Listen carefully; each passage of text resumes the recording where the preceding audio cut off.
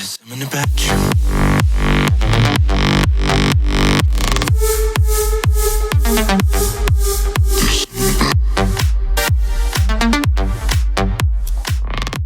Hey guys, welcome back to another tutorial or track walkthrough. It's been a little while and I'm excited to jump back in.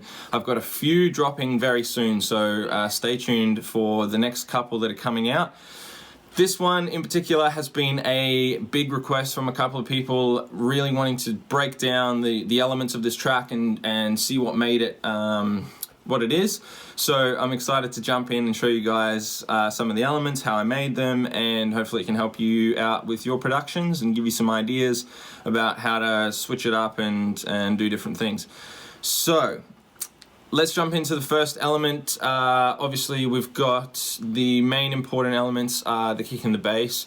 So for this track, let's listen in. The idea behind this is to have a driving kick as a sort of techie tune was kind of the initial idea. So this kick, nice and driving, pretty short as well. The bass obviously has to come along with it. Was a sample groove that I found from a tech pack that was just this sort of rolling sub groove. I chopped it all up. It's caught from Rumble sub bass or something. I chopped it all up and fit it in with the kick. The kick is one from Kashmir. Can't go wrong with these sampled kicks. I have done my own EQing to make it fit and change it slightly, but as they are, they're pretty decent samples.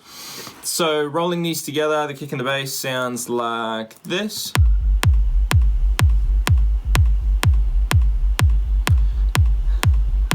Pretty atrocious mixing actually, if I'm honest. I've been working on it since then. I wrote this quite a fair while ago, so excuse some of the things that's going on. But let's jump in. On the sub, simple EQ, CLA compressor, the 1176. A bit of warmth from Camel Crusher, again some more EQing, obviously taking out a fair bit of those highs that came in from the saturation, and then some sidechain compression to the kick and to my Ghost layer sidechain up here, which is, if you haven't seen that before, I just run a clap layer across pretty much most of the stuff I do, and then it's silent, so I turn it off, and then I can sidechain stuff to a really tight sidechain without it coming into the mix. So thanks to Kashmir for your clap loop. Alright, next step I wanted to jump into is one of the main things that makes this track that everybody asks about is the synth, the main D tunes. We'll jump into the leads. It's, what did I call it? Fuzz hits. Here we go.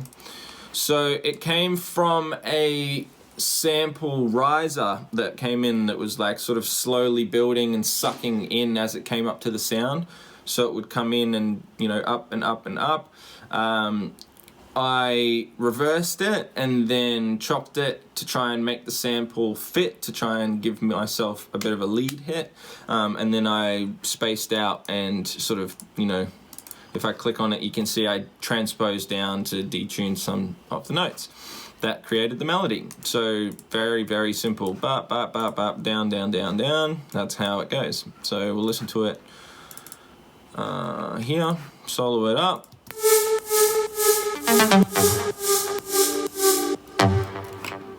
It has some EQ, ping pong delay, reverb. These are all stocks. Sidechain compression, auto filtering to bring it in, utility meaning for some gain filtering, and then mixing in with the EQ. Pretty simple stuff. Then I've also got a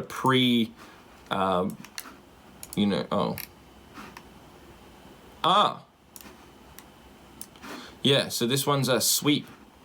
I thought this one was a pre-reverb. So it sweeps into it and goes and sweeps into the actual hit when you listen to it. I've also got a bass layer in here, the top bass layer. As you can see, it's dragged out this unfolding lead. It comes from a Serum pack from Jack U. which is really cool. I like it. It's puppy bark. It's like a kind of sound, real weird. See if I can play it. Here we go.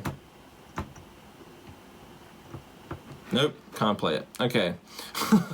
Yeah, so it's a cool preset. I tweaked it, changed some stuff on it, added some saturation into some limiting, more compression on this stuff. Pretty crazy stuff going on to this one, actually, to really blow out the sound. And then OTT, fab filtering, OTT, and Camel Crusher, bringing back the levels and the dynamics a bit. Again, into some limiting so it doesn't clip. Doubler, this is from Waves. I used it on Dave Pensado's vocal preset, but it splits the main signal and then a left and right, so that you've got it, as you can see in the picture, sitting back left and right from the direct, makes it wider. I use this one, it's a higher up bass, the sub's still rumbling underneath, so we can widen this one in the mid frequencies. So that one's been widened out a little bit.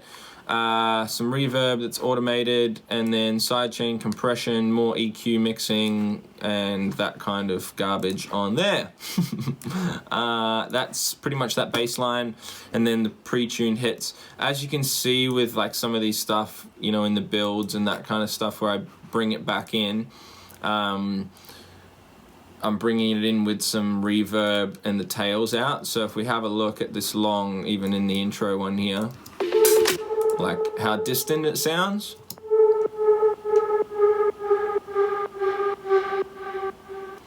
So all I've done really there is to automate, as you can see down here, the dry, wet, and the decay time to give it that real spaced out, so it sort of feels like it's coming from the distance and then comes to the forefront for the drop.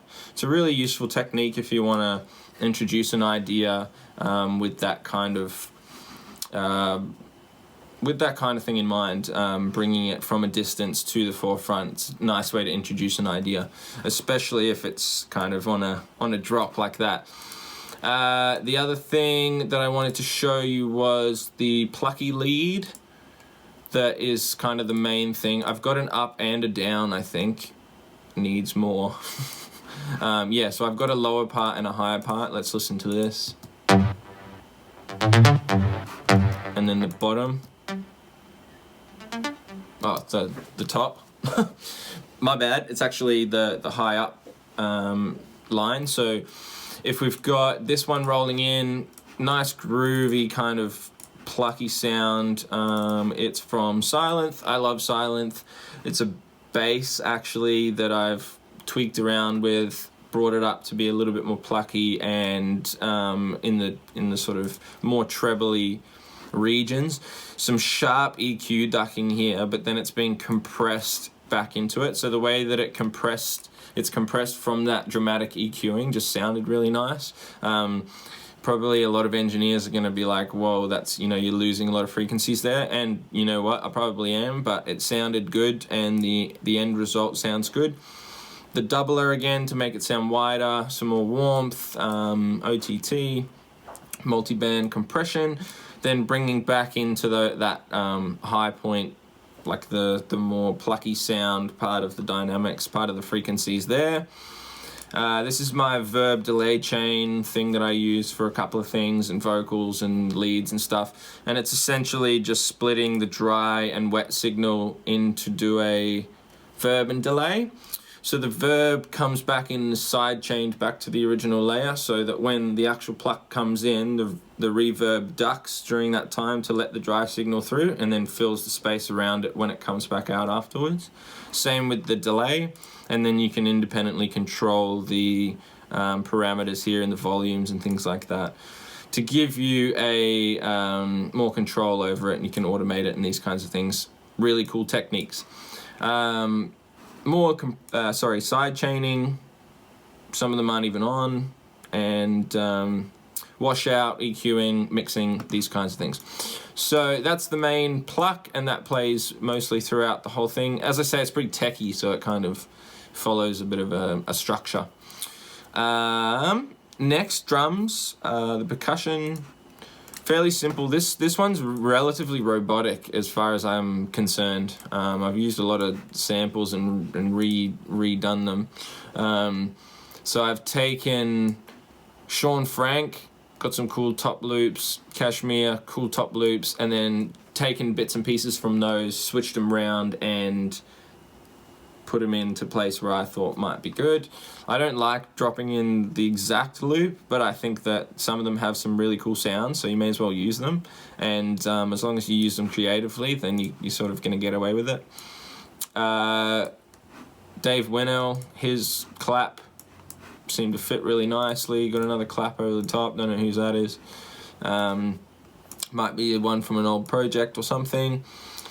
The other thing I wanted to show you is this really cool, where is it? In the effects, here we go. The Woodblock Riser. So this is also another big part of the track. We'll solo it.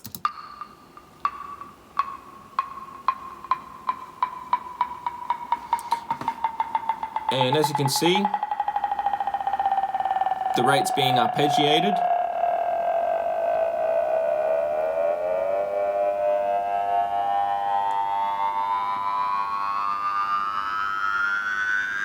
Such a unique sound.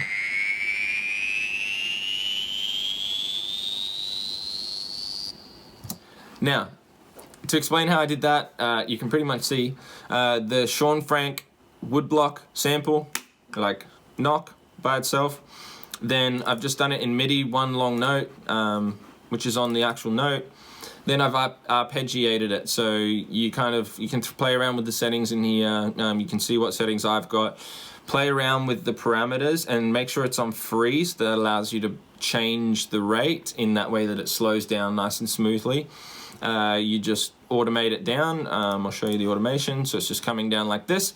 Once it hits the point of hitting a tone, so it's becoming so fast that it becomes a tone, like an actual note, then I started rising it. So I'm fairly certain here. Yeah, look. So I transposed the actual sample. And it goes down as the speed comes up to 12 semitones, and then goes back up again. So you can hear it goes dun, dun, dun, dun, dun, all the way down, and then all the way back up 24 semitones. So it ends up back higher than it originally started, and really sounds cool when it's in that note. Compression, EQ, reverb, these kinds of things, but the thing that makes it really sound nice is the washout at the end. So if I show you the automation, it's just building this washout. If you haven't come across washout from Bassclef, do some research. I've done a couple of videos on it too, but essentially it's like a whole bunch of stock plugins from Ableton working together to kind of bring up, same as Endless Smile by Data Life. Really worth getting. I would highly recommend using these kinds of things. So that's really cool. Really enjoyed that. The next one is the vocals. Now, the vocals, if you didn't know, were me. I sung the vocals. It's pretty obvious to people who know me. But I went with the idea that came across in the first sort of writing session. Usually the best ideas from most producers come out in the first writing session with vocals. I sat down, recorded what I thought would fit the instrumental that I'd written at the time, and then I couldn't really get past the original rawness that I found from that first take, so I have kept the first sort of real take and dressed it up and done a few backings and stuff like that. I'll quickly take you through the vocals. You can see there's a lot of doubles and things in here, left and right, so I've done lots of different takes of it. But there's a main, there's one that's slightly lower, and then there's a double left and right. So I've got the main vocal down the center, and then you split a second take, so not the identical, but a second take, and you put it left and right, so it sounds like there's more body to the voice, more, it's just fuller. And then you can put, you know, top and bottom octaves on it if you want to, bring the volume right down so they sit back in the mix behind it, but still give it that shimmer and that width, you know, that way. Then you can see I've got a high double left and right as well for a pitched up version that I've sort of added in, which helped it to sound, again, nice and full. Also, the reverse vocal is really important. These kinds of things are just sucking up into each word is just so crucial these days, and everybody uses it. Tried and tested technique, works like a treat. The The rest of the track's pretty much just all dress up, little candy coating stuff. There's the piano in there, that's just like a nice easy little piano. There's horns. What else is there? The effects and things, white noise, some arpeggi, that kind of stuff. Rises, all sorts of things. So hopefully this gives you an insight. As you can see, I also like to try and keep my projects fairly well organized in groups, and I do everything in project, mixing, mastering, that kind of stuff. On each chain, usually there's a couple of things that I've got on there. If you saw some of that, you can pause it and have a look. But it's essentially I mix within the groups and then mix within the master, so I can do everything. I just find it better that way. That's my own personal opinion. I can dive back into any part of the mix that I want and fix it. The only problem is that it just puts a lot of stress on the CPU, as I'm sure you can imagine, having a whole bunch of tracks and trying to mix it all down in the same project. So sometimes you have to bounce some stuff to audio and make the project smaller. But that's my personal opinion. There's no rules, there's no right way of doing these things, so just make music, make what sounds good. But that's that track. That's Something About You. There's a video clip out on YouTube. I hope you guys can go check it out if you haven't already. Please give this video a like if you found it useful. If you've got any questions, anything, any suggestions, other tutorials, you want to see another track, down below, hit me with a comment and we'll do it for you. So otherwise, see you guys next time. Thanks for watching. Take care. There's something about you.